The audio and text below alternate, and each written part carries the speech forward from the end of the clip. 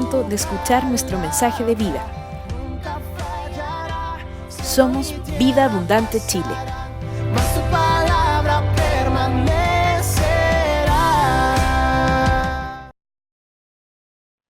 Quiero que abran sus Biblias o enciendan sus celulares todos en el Evangelio de Juan, capítulo 17. Y vamos a reflexionar un poco allí en lo que sucede en este capítulo, que es bien conocido como la oración de Jesús antes de partir a la cruz. Quiero recordar que lo que nosotros estábamos viendo como iglesia, después de todo lo que también a nosotros nos ha sucedido como iglesia, estuvimos viendo el libro de Nehemías. Y al ver el libro de Nehemías siempre estuvimos hablando de reconstrucción, ¿verdad? De reconstruir. Y la primera parte en ser reconstruida, según el libro de Nehemías, fueron los muros y fue el templo. Luego que el muro y los templos fueron reconstruidos, lo que en realidad hizo llorar al pueblo no fue el haber visto los muros reconstruidos y ver el templo reconstruido, sino lo que quebró el corazón del pueblo fue volver a encontrarse con la palabra. Cuando los levitas y los sacerdotes comenzaron a leer la palabra, ¿no es cierto? Allí vino la congoja del pueblo porque empezaron ellos nuevamente a recordar, o muchos a darse cuenta de lo que Dios les había enseñado a través de la palabra. Y cuando el pueblo empezó a reencontrarse con la palabra, empezó a reencontrar el consejo de su Dios a través de la palabra, vino un gran quebranto al corazón del pueblo. Y eso hizo que el pueblo comenzase a volverse a Dios nuevamente en un compromiso de obediencia y de servicio delante de Él. Entonces, fíjense qué importante es la palabra. Y yo quisiera que en este capítulo de 17 de Juan pudiésemos ver lo que el Señor ora por la iglesia, por los discípulos y luego por la iglesia, y cómo finalmente este capítulo se cierra. Y las cosas que el Señor allí plantea en esta oración, que es la oración de Jesús poco antes de partir a la cruz. Y vamos a ver algunas cosas, vamos a ir viendo rápidamente. Es largo el capítulo, por lo tanto vamos a leer primeramente del capítulo 17 del 1 al 8 y luego vamos a ir haciendo algunas otras divisiones y lo vamos a hacer un poco rápido porque no hay mucho tiempo, ¿ok? Así que vamos a avanzar. Pero esto está en torno también a lo que el Señor nos enseña y lo que nosotros hoy día como iglesia debemos reconstruir. Hace poco estábamos cantando aquí y diciendo que el Señor, y rogando a través de la alabanza, que el Señor despierte a su iglesia.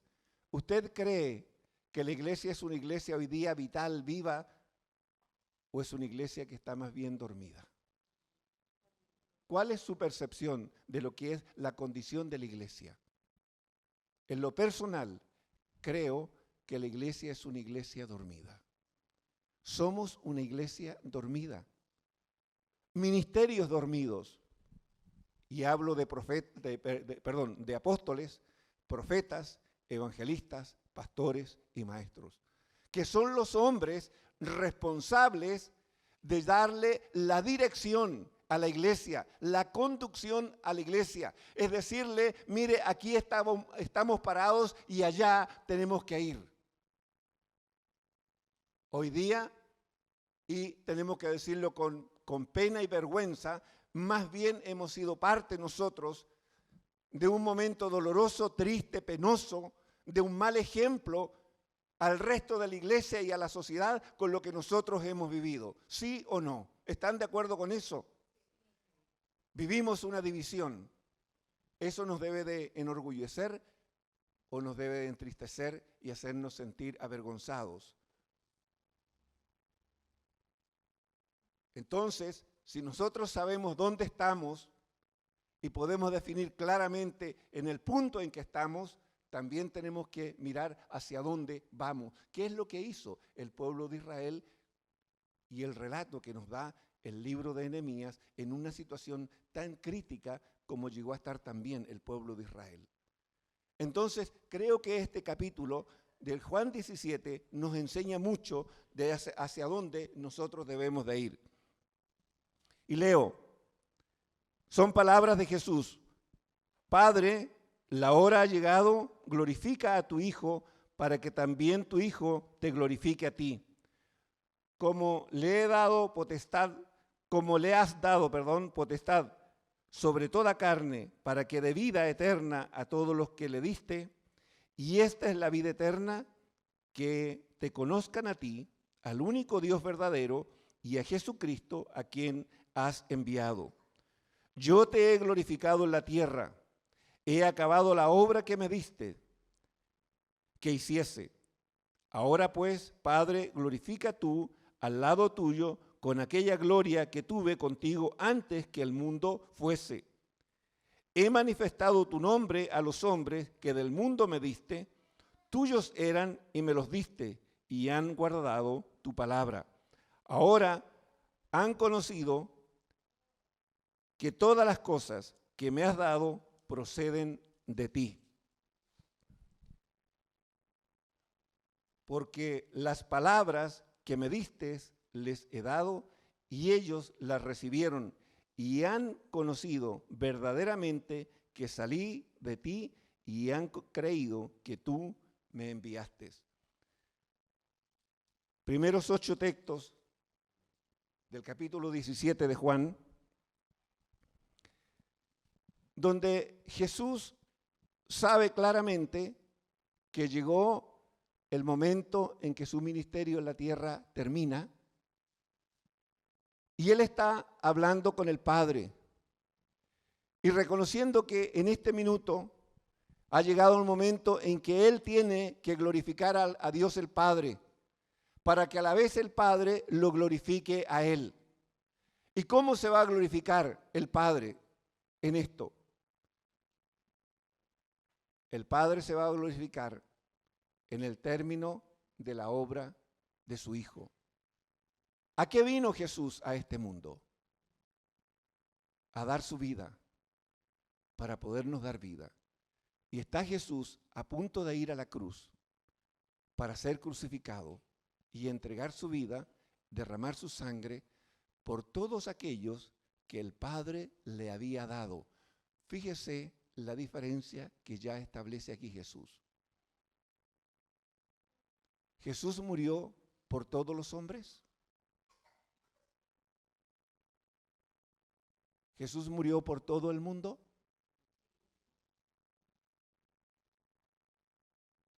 La obra de Cristo, la sangre que Jesús derramó en la cruz, ¿es en beneficio de todos los hombres por igual o por los hombres que han creído en Él y que son los hombres que el Padre ha entregado a Cristo?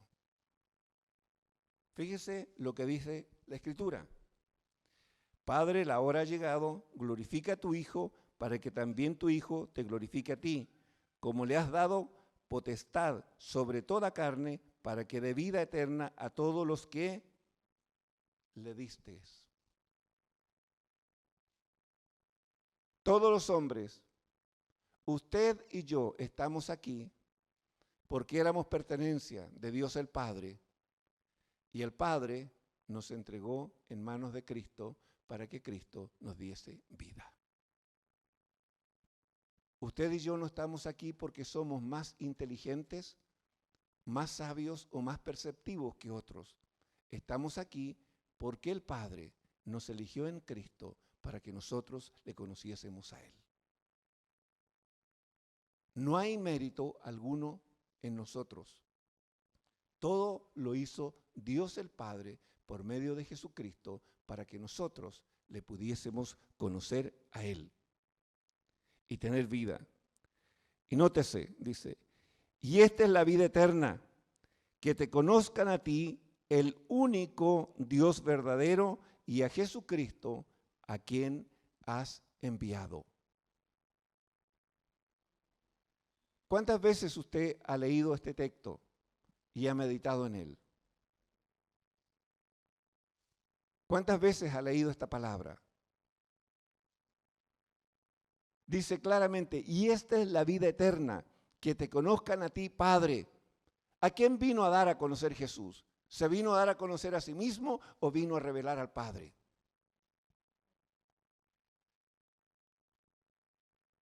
Los judíos se relacionaban con Dios, el Dios eterno, el Dios todopoderoso, el gran yo soy,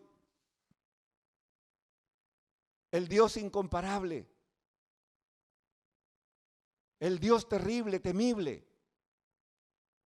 Pero Jesús a nosotros nos enseñó a relacionarnos con ese mismo Dios, pero no con ese Dios terrible y temible, sino con ese Dios que es un Padre. Un Padre que está dispuesto a cuidar, a formar, a corregir, a enseñar, a instruir a sus hijos. La gran diferencia, ustedes saben que los judíos, por ese temor reverente que ellos habían aprendido a tener delante de Dios, que no es malo, pero que los llevó a un extremo, que al final ni siquiera nombraban el nombre de Dios, lo hacía solamente el sacerdote una vez al año. Y sin embargo, aquí Jesús quiebra toda esa regla religiosa y le enseña a sus discípulos que ese Dios que ellos adoraban es mucho más que un Dios, es un Padre. Y quizás el gran concepto hoy día dejado de lado, no tomado en cuenta en la dimensión que debe de tener, es el concepto que hoy día nosotros como iglesia debemos de tener. Usted, cuando viene acá el día domingo, usted no viene a adorar a Dios. ¿A quién debe venir a adorar?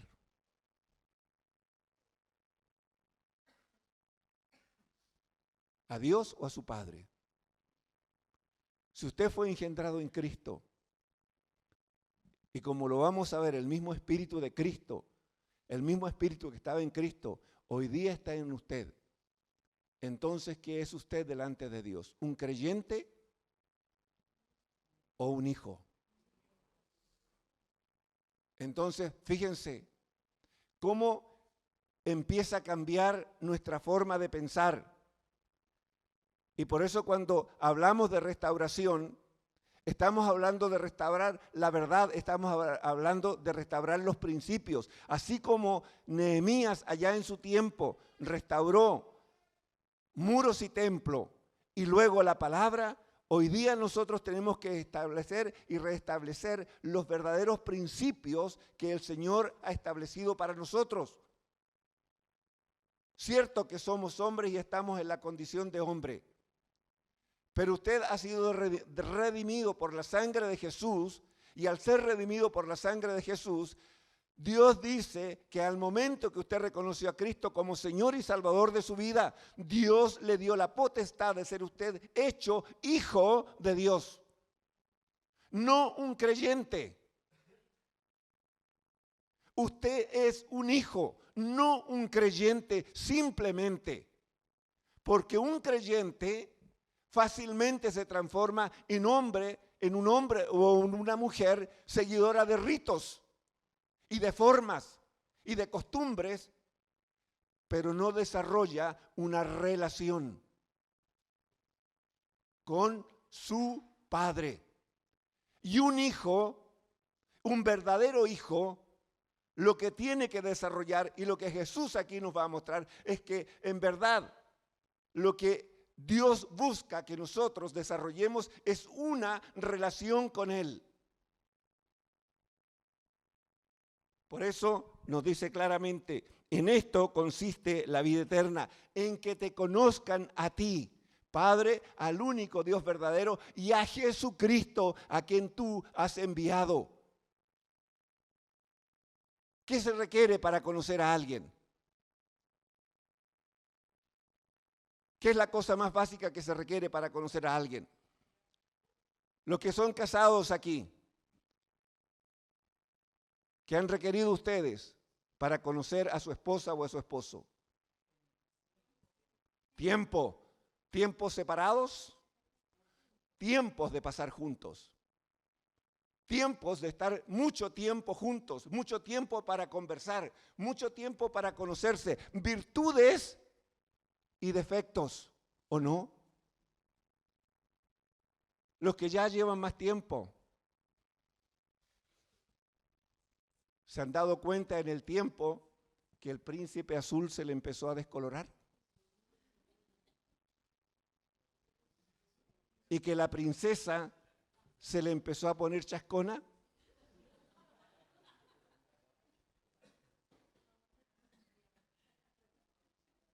¿Eso significa que eso, a causa de esto llegó hasta aquí y se terminó? No. ¿Sabe por qué? Porque en el tiempo que usted ha ido conociendo a su esposa y su esposa lo ha ido conociendo a usted con sus virtudes y defectos, en vez de procurar apartarlo de usted, usted ha ido valorando lo que es como persona. Ha ido valorando. Y usted no ha hecho exaltación de los defectos de él o de ella, sino que usted ha valorado por sobre los defectos las virtudes. Y usted, cada día, cada uno se siente más confiado del otro, porque lo conoce. Usted, cuando llega su esposa o su esposo a casa, necesita preguntarle cómo te fue o le mira la cara simplemente y usted sabe ya cómo le fue. ¿Sí o no? Entonces, conocer a Dios el Padre es igual como la relación que usted tiene con su esposo o su esposa. Necesita pasar mucho tiempo con Él. ¿Y cómo paso tiempo con Él? A través de la oración y sobre todo a través de la palabra.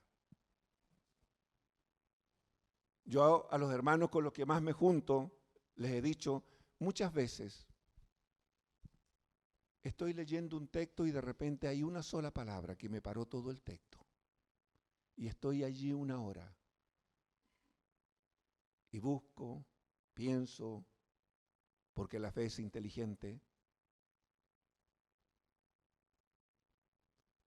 Leo, vuelvo a leer y vuelvo a decirle una y otra vez, papá, no entiendo, sé que me estás hablando, pero yo no te estoy entendiendo.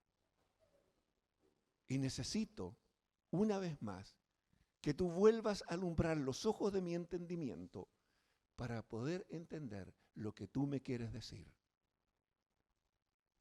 Y papá, para que yo vuelva a insistir, no me dice nada.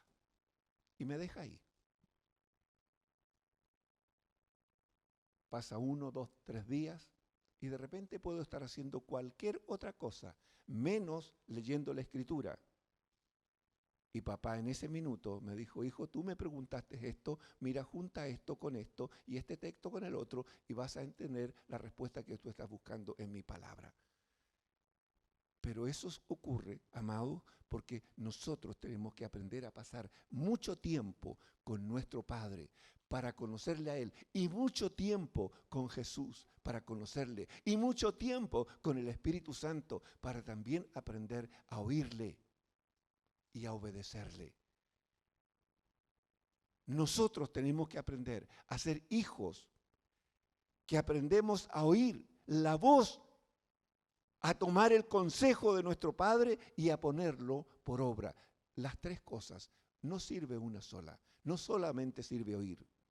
No solamente sirve entender. Sirve oír, entender y hacer. Ahí están los tres juegos. El juego perfecto. Y es lo que el Señor aquí nos está diciendo. ¿Por qué? Porque en esto consiste la vida eterna, amados hermanos. Su vida eterna consiste en que usted conozca a Dios el Padre y a Jesucristo a quien Él envió.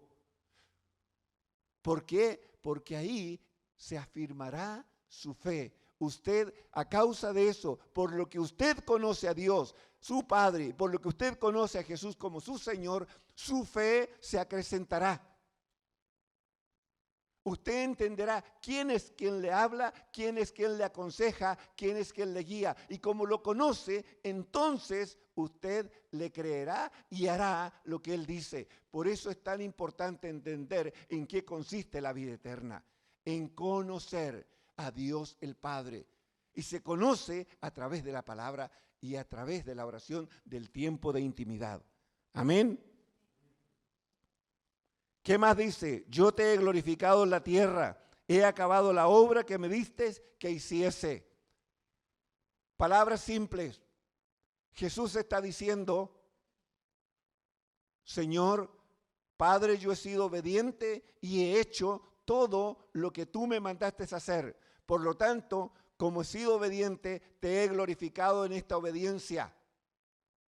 ¿Qué es lo que nos está diciendo Jesús? En todo lo que tú obedezcas a Dios tu Padre, tú estarás dando honra, gloria a Dios tu Padre. Estarás glorificándolo. Estarás poniendo su nombre en alto. Estarás dándole la honra debida a su nombre. ¿Qué más? Ahora pues, dice, Padre, glorifícame tú al lado tuyo con aquella gloria que tuve contigo antes que el mundo fuese. Mire,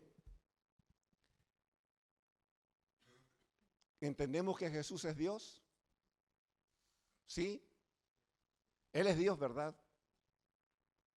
¿En qué condición está Jesús aquí, delante del Padre? En la condición de hombre. Y todavía le falta el último paso, que es ir a la cruz, gustar la muerte,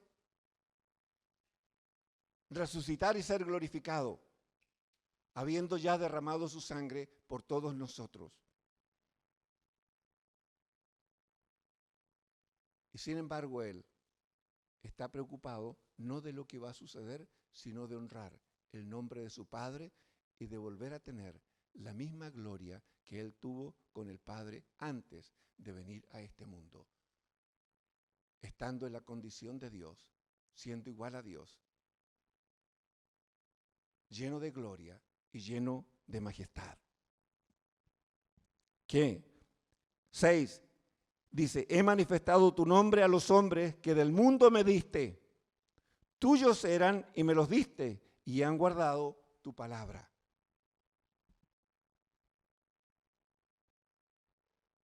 Fíjese, y he manifestado tu nombre a los hombres que del mundo me diste. Tuyos eran y me los diste. Todos los hombres le pertenecen a Dios. Todos los hombres son creación de Dios. Dios los creó a su imagen y semejanza, ¿sí o no? Pero el hombre pecó y el hombre perdió la bendición de ser un hijo de Dios. Y hoy día esa cualidad de hijo, el hombre solamente la puede obtener habiéndose arrepentido, reconociendo a Jesús como su Señor y su Salvador, entendiendo que solamente la sangre de Jesús es la que perdona y le limpia de todos sus pecados. Estos son los hombres que Dios le ha dado a Jesús. ¿Qué dice? Ahora han conocido que todas las cosas que me has dado proceden de ti. Y mire, porque las palabras que me diste les he dado y ellos las recibieron y han conocido verdaderamente que salí de ti y han creído que tú me enviaste. ¿Cuál es el tesoro que Jesús le entregó a los hombres?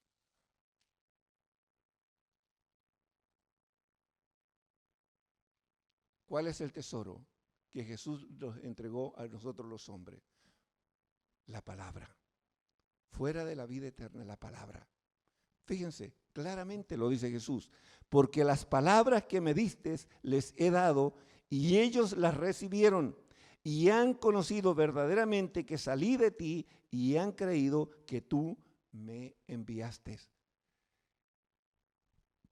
¿Podemos entender la importancia que tiene para nosotros hoy la palabra? Si nosotros queremos seguir restaurando nuestras vidas, si queremos seguir restaurando nuestra condición de iglesia, si queremos seguir restaurando nuestra condición de hijos, de discípulos y de siervos delante del Señor, lo más importante que nosotros tenemos que tener en este tiempo es el conocimiento de la palabra. La palabra es la que va a traer la sabiduría, la inteligencia, la ciencia, el conocimiento, no de Dios, sino de nuestro Padre. Porque si algo Jesús restaura y pone de relieve en este tiempo, es que Dios no es ese Dios alto y lejano, no es ese Dios juicioso, condenador y castigador, sino es un Padre. Y la figura de un Padre es una figura de alguien que acoge, de alguien que cuida, de alguien que protege, de alguien que provee, de alguien que anima, de alguien que levanta, de alguien que consuela, de alguien que enseña, que corrige, que son las características de un padre. Y el Señor quiere que nosotros entendamos que al Dios que a nosotros nuestra religión nos enseñó es mucho más que ese Dios alto y lejano, es un Padre que está permanentemente a mi lado para enseñarme, para formarme, para guiarme, para que yo obtenga el propósito para el cual Él me llamó de las tinieblas a su luz admirable. ¿Qué más?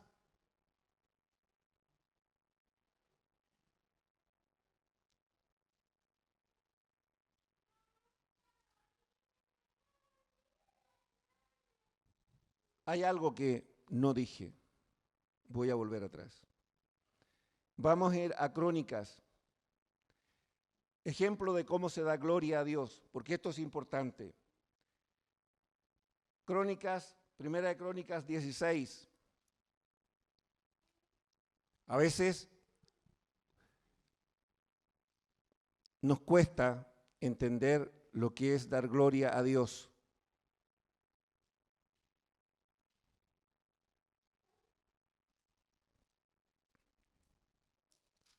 Primera de Crónicas 16, 28-29, un ejemplo de lo que es dar gloria a Dios.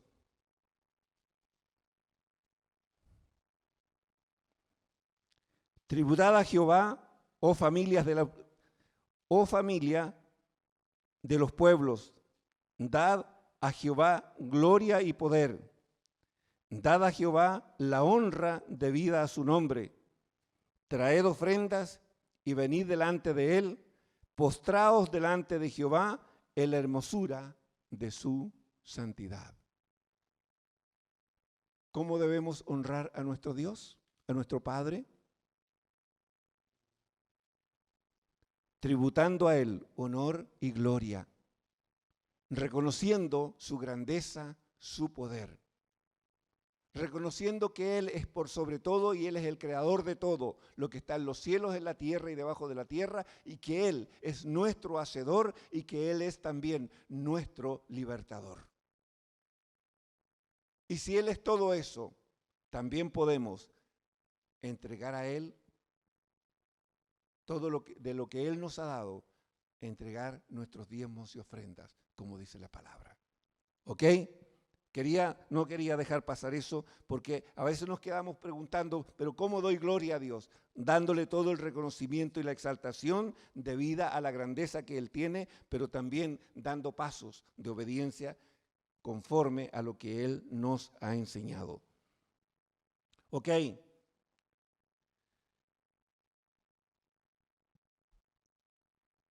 Juan 6:8, Jesús no vino a darse a conocer a sí mismo, sino, como ya lo vimos, vino a dar a conocer al Padre, ¿ya? No fue importante para Jesús darse a conocer a sí mismo mientras Él tuvo la condición de hombre, sino se vino a dar a conocer al Padre. Recuérdense el conflicto que tuvo Felipe. Cuando el Señor les estaba hablando de que Él tenía que irse, y Felipe le dice, Señor, ok, si esto es así, que tú ya no vas a estar, entonces simplemente haz algo, muéstranos al Padre y nos basta. Fíjense, la respuesta de Jesús en Evangelio de Juan, capítulo 14, versos del 8 al 11, ¿qué dice? Felipe le dijo, Señor, muéstranos al Padre y nos basta.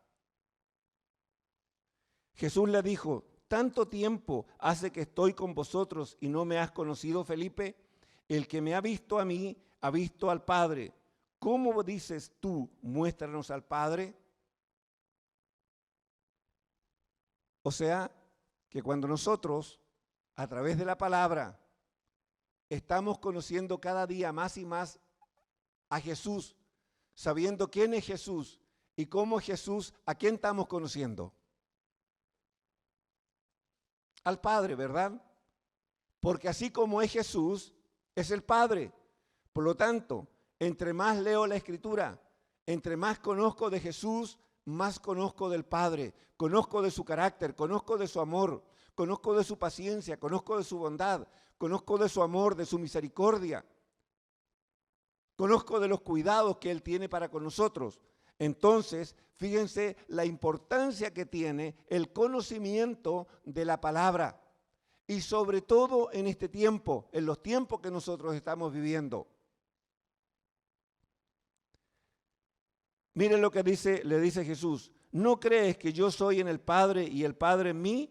Las palabras, y nuevamente pone de relieve Jesús la importancia de la palabra. Las palabras que yo os hablo, no las hablo por mi propia cuenta, sino que el Padre que mora en mí, Él hace las obras. ¿Ya?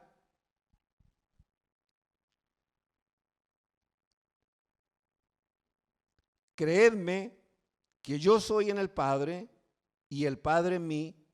De otra manera, creedme por las mismas obras. ¿Quién hacía las obras que Jesús mostraba? ¿Las hacía Jesús o las hacía el Padre? Cuando se resucitaban muertos, cuando leprosos eran sanados, cuando ciegos eran sanados, cuando sordos oían, cuando los endemoniados eran liberados, ¿quién hacía las obras? El Padre por medio del Hijo. Entonces, si yo conozco al Hijo, ¿voy a aprender a conocer quién es mi Padre? Absolutamente sí. ¿Ok? Entonces, vuelvo a repetir, la importancia que tiene el conocer la Escritura y a través de ella conocer a Jesús y conocer a Dios el Padre.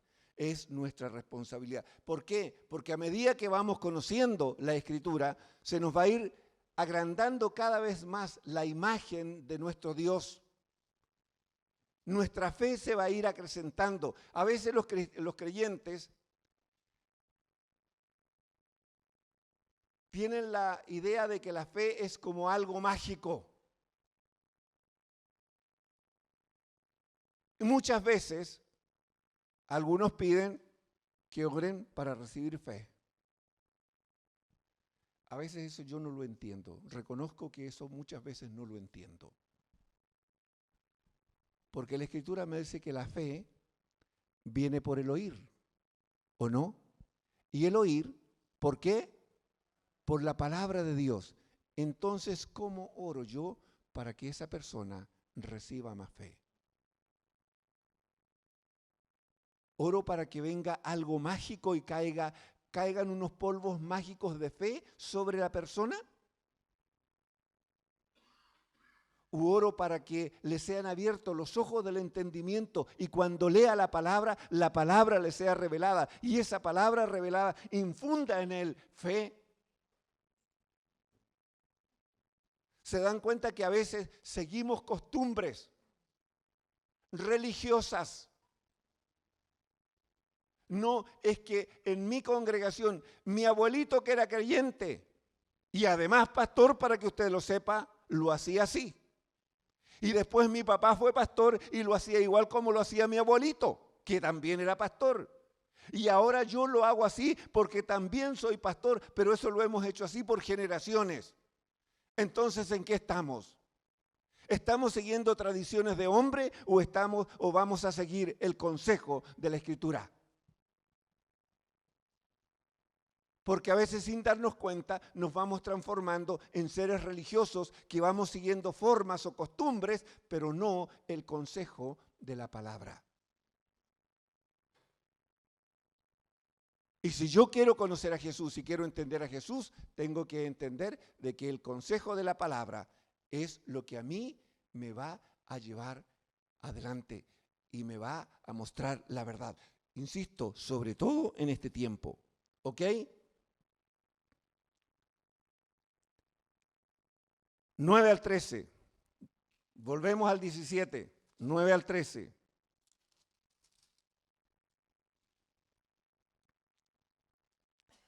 ¿Qué dijo Jesús? Yo ruego por ellos, no ruego por el mundo, sino por los que me diste, porque tuyos son. Nótese, primera cosa que dice Jesús aquí, no ruego, yo ruego por ellos, no ruego por el mundo, sino por los que me diste, porque tuyos son. ¿Está estableciendo Jesús aquí una diferencia o no? Entre el mundo y sus discípulos, ¿sí o no? Entonces pregunto, usted que es un discípulo, que es un siervo, que es un hijo de Dios, ¿es igual a un hombre o una mujer del mundo? Entonces es hora de empezar a establecer las diferencias.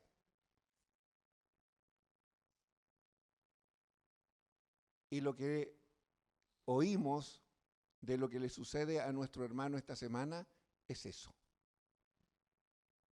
Para que vamos aprendiendo. Y ojo, eso va a ir creciendo. Esa oposición va a ir creciendo. Por lo tanto, es tiempo de que la iglesia se ajuste al consejo de la palabra de Dios. Porque la oposición a todo lo que es Dios y todo lo que es ser creyente y ser seguidor de Cristo, cada día va a ir creciendo. Créamelo. No espero que me aplauda por esto. Porque sé que estas son las cosas que a la iglesia no le gusta oír. Porque también nos dijeron muchas veces que si usted venía a Cristo, usted iba a vivir una vida llena de bendiciones. Usted la iba a pasar bien. Que se le iban a terminar los problemas. Que su vida iba a ser una vida de Bilsipap. Quiero decirle que eso es absolutamente engañoso, no es conforme a la palabra, no es lo que el Señor nos enseñó, porque acabamos de escuchar que la Escritura dice, en el mundo tendréis, ¿qué? Aflicción. Pero creed en mí, yo he vencido al mundo. Esa es la realidad. Esa es la realidad. Y para vivir esa realidad, para vivir ese mundo en que vamos a tener aflicción, nos tenemos que preparar como creyentes o como discípulos. ¿Usted es creyente o es discípulo? ¿Ok? Y todo lo mío, dice, es tuyo, y lo tuyo mío, y he sido glorificado en ellos.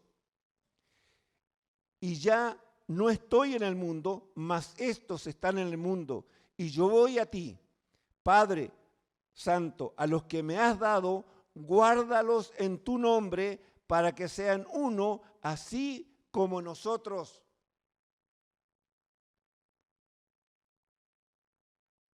Dos cosas que pide Jesús aquí.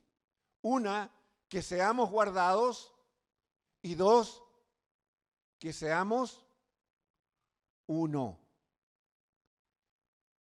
¿De qué está hablando el Señor aquí? De unidad. De unidad. Entonces, le tengo una mala noticia. ¿Con quién está enojado usted aquí, de los que se sientan a su lado o del que está más adelante o más atrás? ¿Con quién está así con a medio filo?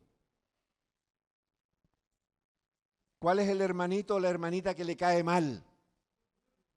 ¿Cuál es al que usted no pasa mucho?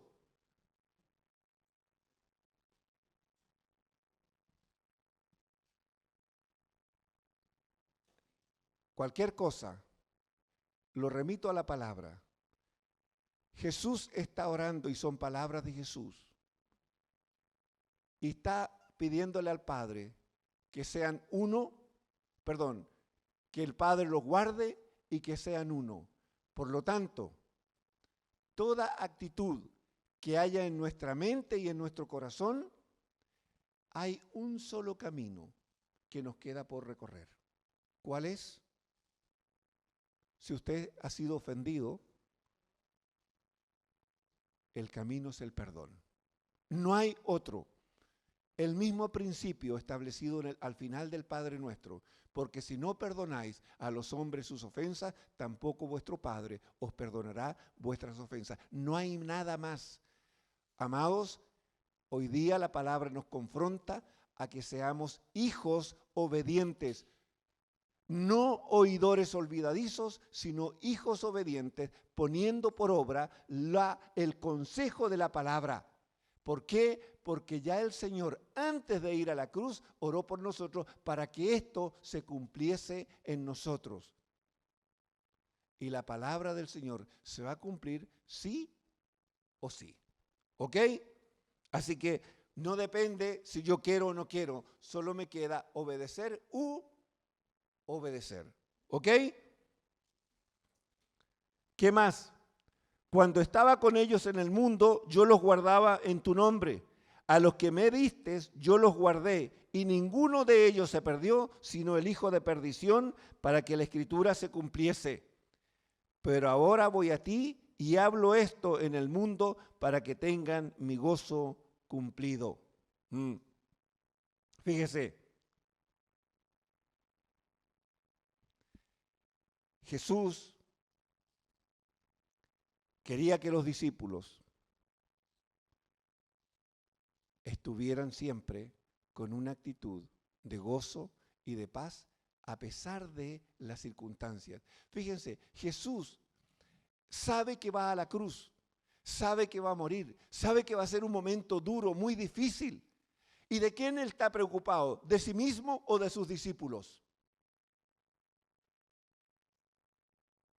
Él está preocupado de sus discípulos. Perdón, ¿cómo vamos en la hora? ¿Cuánto queda? 5, gracias. ¿Ya? Perfecto. Lo vamos a dividir el mensaje en 2 y lo vamos a seguir la próxima semana. ¿Ya? Ok, porque no me quiero perder detalles porque creo que es importante que entendamos esto.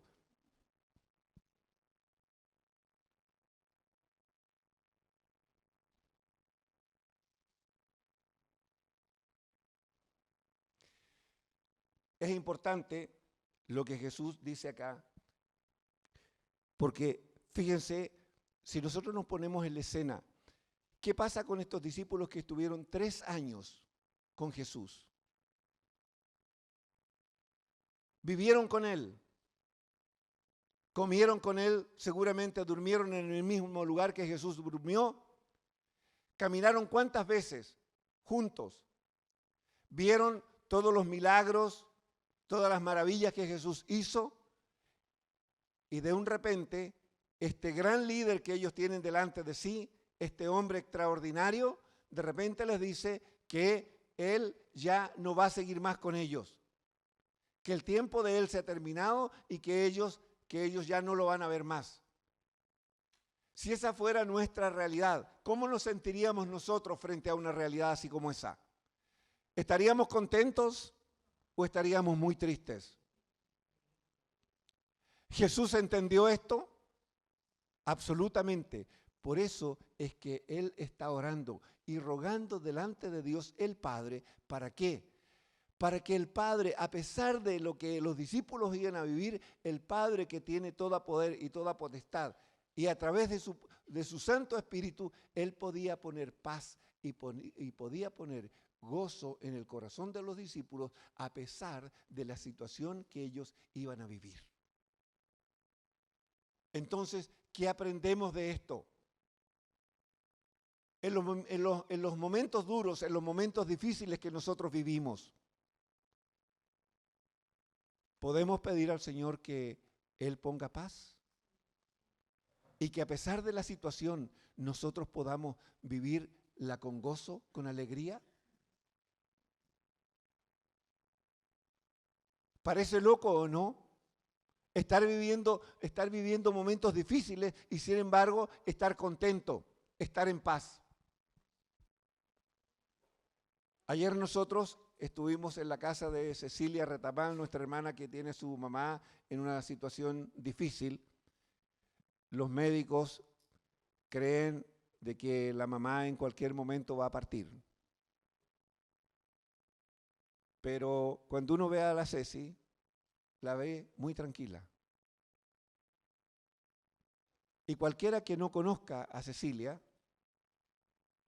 puede decir, pero ¿cómo esta mujer puede estar tan tranquila si la mamá es como una velita que se va todos los días terminando y se va apagando? Pero sin embargo, ella tiene paz. Porque esta mujer, desde que ella conoció al Señor, sus dos padres ya viejitos, ella conoció al Señor y se puso a orar. Él le dijo, Señor, yo lo único que te pido, que me des el gozo y la alegría de que antes que mis padres partan, yo quiero ver que mis padres te hayan recibido. 1 año y tanto hace que partió el papá, o 2 años ya, como 2 años. Y su padre, semanas antes de partir, un hermano que hoy día no está con nosotros y que trabaja junto con nosotros, fue el que tuvo la bendición de ir a estar con él en el hospital, y él reconoció a Cristo como su Señor y Salvador, se llenó del gozo del Señor y a las semanas partió. La Ceci se quedó muy tranquila, le dio gracias al Señor y fue muy honesta y le dijo, Señor, me duele, pero también estoy contenta porque tú respondiste mi oración y por eso me doy cuenta cuánto tú me amas, porque respondiste a mi oración.